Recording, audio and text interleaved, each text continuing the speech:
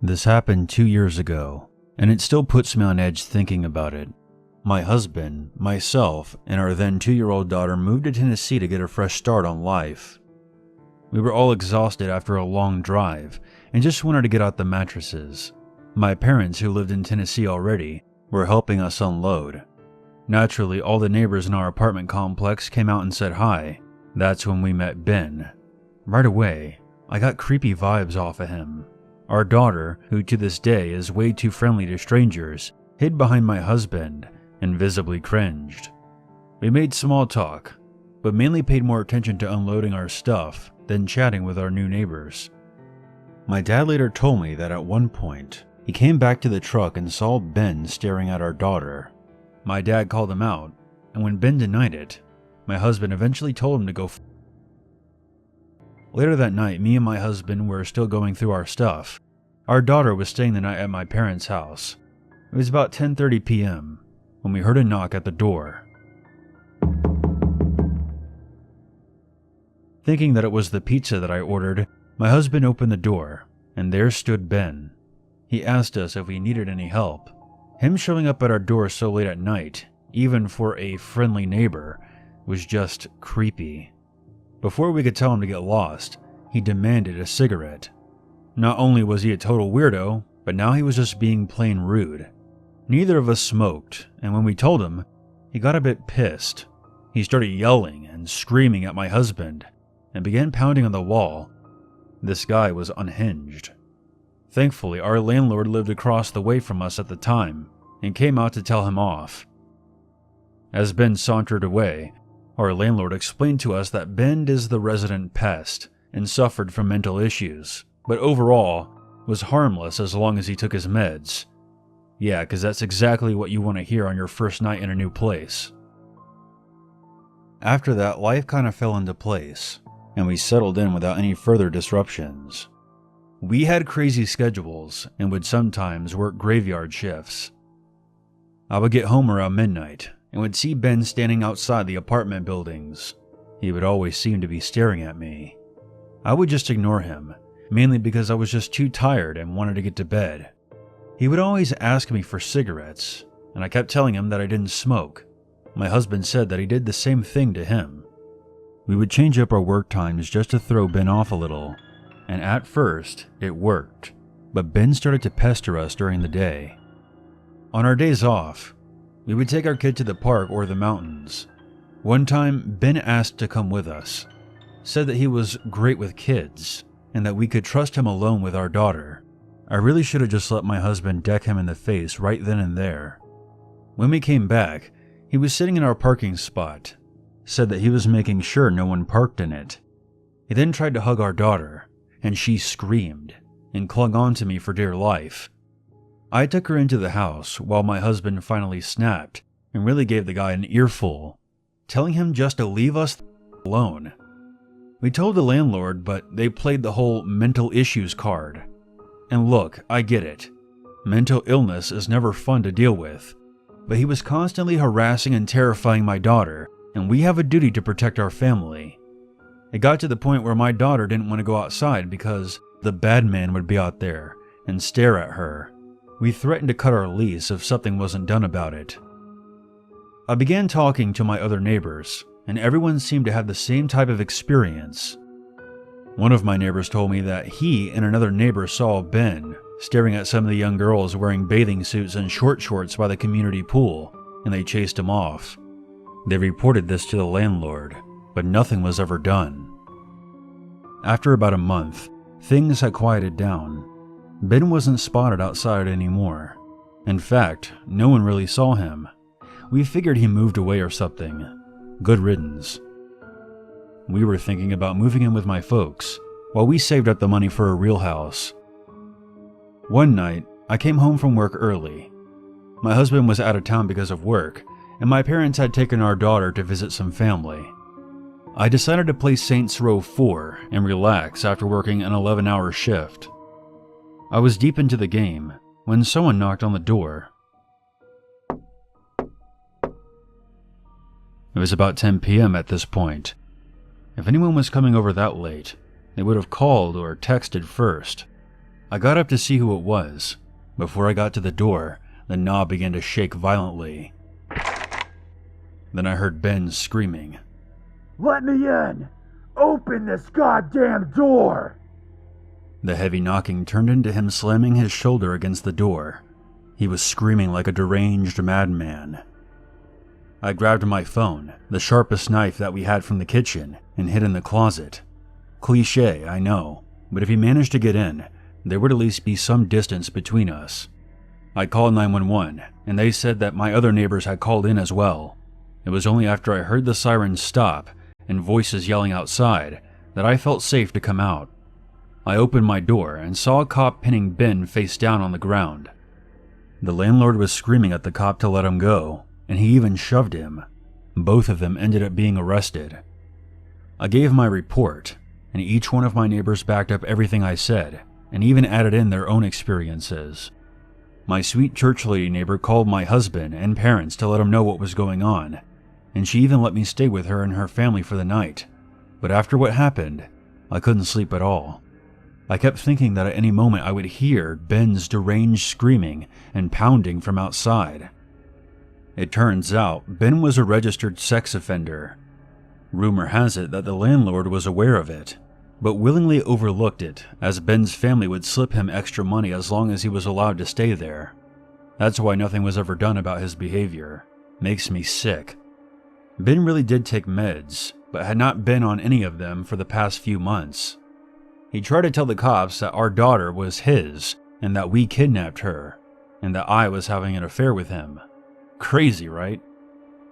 Last thing I heard, Ben was placed in some institution. I'm not sure if it was prison or a psych ward. The landlord was fired and pretty much chased out of town. Good riddance. We were offered 3 months rent-free for our trouble, but that was ultimately our breaking point. We sold off most of our belongings and moved in with my parents. I'm happy to say that we have a house now, and our daughter is not afraid to go outside anymore. And yes, we checked all of our neighbors for red dots. This story takes place in the early 1990s. I was 10 or 11 at the time. My family and I lived in a rural area near Kansas City. This particular area nowadays is very different from what it was in the 90s. Back in the day, it was a very country-like atmosphere. The road that we lived on was a gravel road, and the traffic was very sporadic.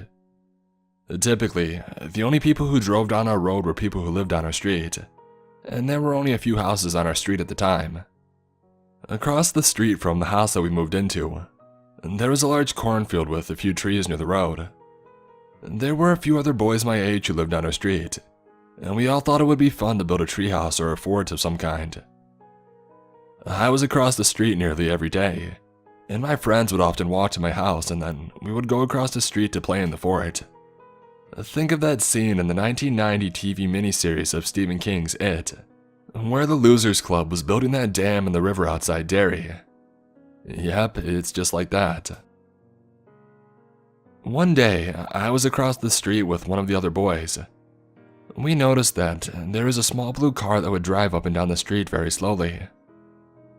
Since our road was very narrow and gravelly, it was not unusual for people to drive kind of slow. But this car in particular was driving extremely slow. I noticed that the driver would look out of his window and just sort of eyeball me every time that he drove by. I saw him at least 2 or 3 times that afternoon, but at the time, I remember thinking that he probably either just was curious about our playhouse, or that he was lost and maybe contemplating about asking us for directions. After a while, my friend had to go home, so I was there all by myself. Not long after my friend had left, I saw that same blue car slowly coming down the street once again, but this time, he came to a stop. The driver just sat there and stared at me for a while. I got this uneasy feeling about him. I knew all about stranger danger, even at that age. I began to feel that something bad was going to happen. My dad's words echoed in my head. If a stranger tries to grab you, you run as fast as you can and you scream your head off. I started thinking about which direction I should take off to. I knew that if I ran in the opposite direction of the guy in the car, I would be running into a cornfield that was at least a mile wide in every direction. If I were to run towards my house, I would have to cross the street, meaning that I would have to go past the creepy guy in the car to get to my home. The situation terrified me. My heartbeat escalated as I tried to figure out what the hell I was going to do. While deciding which direction would give me the best chance of getting away, I noticed the man in the car reach down for something. I never did see what he was going for, but something told me that if I didn't start running at that moment, I would be history. I then saw the man open the car door just a crack. I knew my dad was home at the time, so I decided to make a break for it. I knew that I was going to have to cross the street and I would have to get past the man's car. I began running as fast as I could alongside the road in the opposite direction of where his car was facing. I could see out of the corner of my eye that the guy had closed his door. When I reached the road, the driver had put his car in reverse. If I had been a second slower, I wouldn't have made it. The trunk of his car barely missed me as I darted away from the street to my driveway. I began screaming as loud as I could while charging towards my house.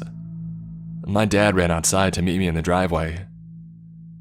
When I had turned around to show my dad the man in the car, he was gone. All I could see was the dust cloud coming off the gravel road as the mysterious man in his blue car sped out of there. That night, I had a nightmare. I was running down a seemingly endless gravel road. I was panting, sweating, terrified. I would look back and see that blue car getting closer and closer. I woke up my parents. Apparently, I had been yelling in my sleep. I had to sleep in their room for a while, but the night terrors eventually did stop. This was nearly 2 decades ago, but I still remember it very well. There is no doubt in my mind that the man in the blue car was the monsters that your parents tell you about when you're a kid. Had I not run off when I did, I would probably be nothing but a statistic today. I occasionally hear stories about kids who went missing in my area in the 90s, and I wonder if it has anything to do with that man in the blue car.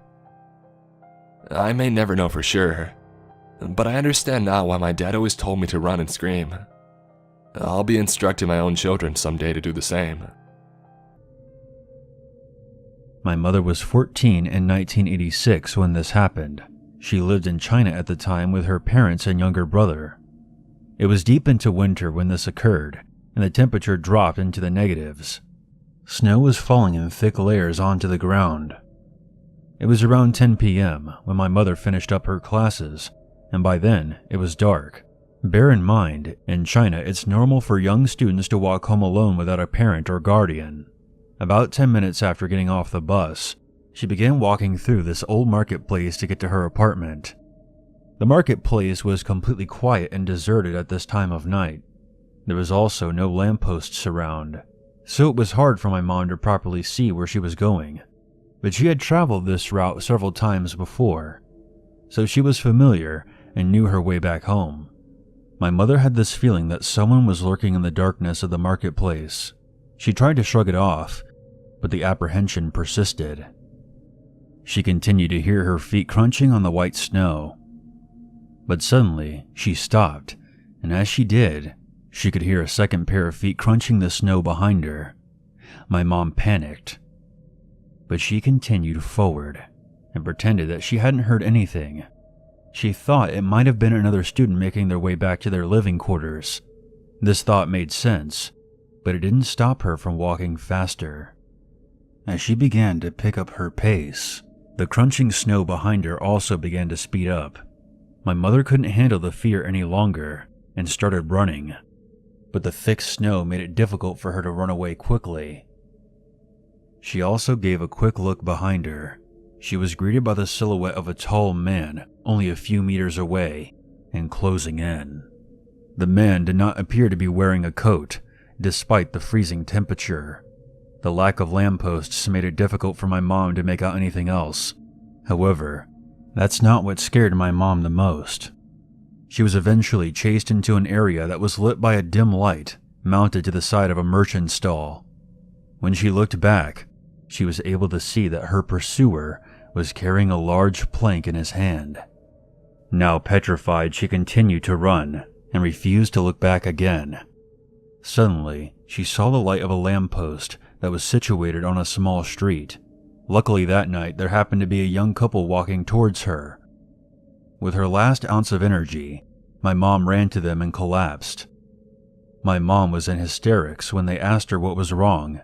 She explained to them what happened, but by then, the stranger had vanished. The couple that she ran into was living in the same apartment block as her and was familiar with her father. They accompanied her back home, and they told my grandfather where they found her. After the couple left, my mom couldn't stop crying out of shock and fear. From then on, my grandfather would meet my mom at the bus stop where she got off at, and they would walk home together. My mom never found out who her assailant was, and thankfully, she never had another encounter with him again. I was reading a story that reminded me of an event from over 20 years ago. It was around the second half of 1998. I had taken a security guard job at a plant that manufactured locks. I usually worked one of 3 shifts, 4 p.m. to 12 a.m., 7:30 p.m. to 3:30 a.m., 12 a.m. to 8 a.m. The 7:30-3:30 shift was for extra coverage, so there were always 2 of us from 7:30 to midnight. It was a very routine, boring job for the most part. We did our rounds, logged everything out of the ordinary, and watched a tiny monitor displaying the CCTV feed. Things went by in an almost peaceful manner. I worked, saved, bought a car, and had planned to move. By late March of 1999, I served my notice and prepared to head cross-country. A new hire was brought in to fill my spot, a soft-spoken man named Calvin. As part of his training, Calvin spent time working all 3 shifts. At night, he was a shadow, working by himself, getting a feel for the plant's nocturnal routines. Most nights he worked with myself and a female guard named Amira, who was around my age. I was 18 at the time. Calvin was about a decade or so older than us. He was quiet and polite, though something seemed to be missing. There's usually a spark that genuinely nice people seem to have, and it just wasn't there. Whenever he went on rounds with me, he would ask questions about the job and make small talk. I noticed that he was a bit odd, laughing at odd times and changing his tone mid-sentence. At the time, I chalked it up to him just being socially awkward, and that would pass. One night, near the end of his first week, he went on a round with Amira. When they returned to the office, I knew there was something wrong. Amira was normally very talkative, but she would barely say a word. I wasn't sure what happened. I waited until Calvin went to the restroom to ask. During their rounds, everything had been normal until they reached the brass mill. It's a section of the plant that shut down around 6 a.m. There were usually no employees there after that time, and there were no lights on. They were making their way to a checkpoint on a landing atop a flight of stairs when the mood shifted. Amira told me that she turned around only to find he was right on her. Startled, she backed against the grating at the end of the landing, and he leaned in towards her, his face nearly touching hers. He said something flirtatious to her in a very low voice. When she mentioned his wedding band, he said, "It's gonna be over soon." From then on, I did the rounds, taking Calvin with me each time. The night ended without further incident, and I left a note for our supervisor, detailing what happened. The next night came and went, with no Calvin. I did the rounds while Amira stayed in the office. On my second to last shift, I came in to find Amira freaking out. She found out why Calvin hadn't been at work. Apparently, he had been arrested for murdering his wife. She had been dismembered and burned. Parts of her body had been placed in a pond less than a mile from where we worked. That night and the next, Amira called the jail just to make sure that they were still holding him. Based on the time frame, he had killed his wife months before he even started that job. There is an article linked below. This story didn't happen to me personally. It happened to two of my cousins. They gave me permission to share this story, so I will be telling it from their perspective. My name is Leah. This story happened in April of 2016. I was 29 years old at the time. I live in Atlanta, Georgia. In April, my cousin and I, who I'll refer to as Kate, wanted to go for a Caribbean getaway, but we didn't want to go to the popular tourist destinations such as the Bahamas, Jamaica, the Dominican Republic, or Puerto Rico. So we chose a lesser-known island called Dominica. It's a small island located between Guadeloupe and Martinique, with a population of about 72,000. We booked an Airbnb in the countryside, about 30 minutes away from the capital city. The first 2 weeks went well. We rented a car, and the Airbnb was perfect as it was located near a beach. It was the getaway that we needed. We explored the island, visited several waterfall locations, and even made some friends in the village we were staying at. But on the second day of the third week, something horrible happened. One afternoon, we didn't go out and decided just to spend time at the nearby beach with the locals. Later on, when the people left the beach to go home, Kate wanted to go back to the Airbnb, but I decided to stay there a while longer so I could have some alone time. I closed my eyes and laid down near the beach, enjoying the peace and quiet.